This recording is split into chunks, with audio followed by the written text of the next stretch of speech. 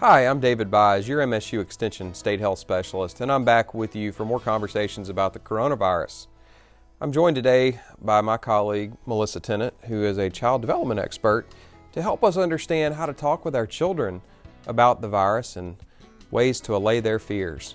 Melissa, thanks for joining us. Thank you for having me. It's something that I'm concerned about as a father of young children who are coming home talking about the coronavirus and not sure what it means. The world's coming to an end. Generally kind of give me a sense of how do we help kids through difficult times like this? I think for us, the adults have to remain calm, and you just have to give them factual information, and that's got to be age appropriate. So what you're going to give to a 3-year-old is going to be different than you're going to give to an elementary child or that you're going to give to a high school child. And so just sharing that information, answering their questions to the best of your ability.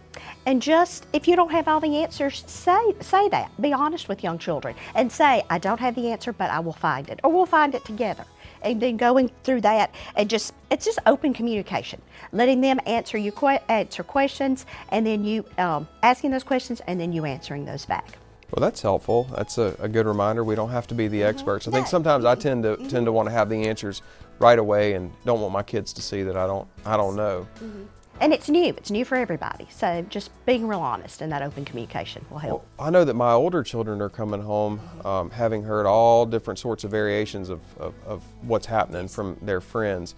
How do we help them talk to talk about this at school and respond? Because everybody else's parents are smarter than we are. So well, I take it kind of by ages. Little ones, really little ones, like that I work with, they're not going to understand it, but they are picking up from the adults that they're around. So that's their parents, that's their teachers, whatever else. Then the younger children, the next age, just brief, simple information. Talk with them about their fears, talk with them about their questions, and then that older population, get into factual. Get it, you can pull it up together, you can look at it, you can ask it. I have a 14-year-old too, and so I said, oh, honey, do you have any questions? Is there anything I can answer? And he looked at me and he said, I know probably more than you do. And so I was like, okay. So that is the thing with the internet. They are finding all of that information, but it's not all appropriate or age appropriate even for a 14-year-old. So that's where we're talking about misinformation. What are you seeing? Let's look at it together. Let's talk about it. I think that everything, if it's media, television, radio, adult conversations, have got to be careful, because what children are doing is they're hearing everything we say. And so they need to know that, and they're going to repeat it. And then just like at school, they're hearing everything and they're bringing it home. So I think just making sure that we're getting that factual information out. That's good. So let's talk a little bit about some of the prevention strategies that we're promoting for keeping coronavirus at bay. Things like washing hands and not touching your face, and yes. I think so. How do we get our kids to buy in? And I mean, they should be washing their hands anyway. That should be. That's what I was telling somebody. I said, it's just respiratory etiquette, and we've all learned how to do that. You've got to wash your hands. And for my little ones, they're singing ABCs, happy birthdays. They're going counting their numbers. For older ones, it's like, yes, go back and use the soap. You have to use the soap. It's not just doing water, and really talking about that. We know all of these things to do. Even our older ones know what things to do, but reminding them to be mindful of it and to know that they've got to go back and wash hands. They've got to use their elbow when they sneeze, the fist bumps. And I forget too, we're all so used to shaking hands. Yeah, I think we walked in and almost shook hands earlier. We did. Yeah. And so it was like fist bump or whatever else, so, and that's not disrespectful, that's okay to do that, because in this time, there are just going to be some changes that we're going to have to make.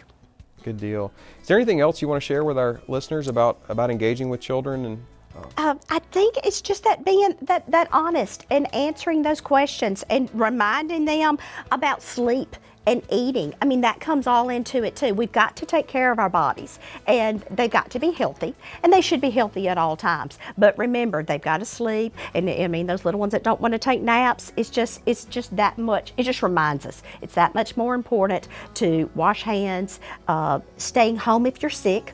Right. And that's critical for parents. Everybody has to work, everybody has meetings, and everybody has things they have to do. But if somebody doesn't feel well, and it's not just a fever, it's the symptoms. So you're going through, not to make anybody scared or no, but that's just very common health conscious, Right. taking care of your health, if it's a cold or flu, anything else. And I think this is just that added reminder that we've got to take care of ourselves. That's a good reminder. Yeah, that social distancing, that staying home, that Yes.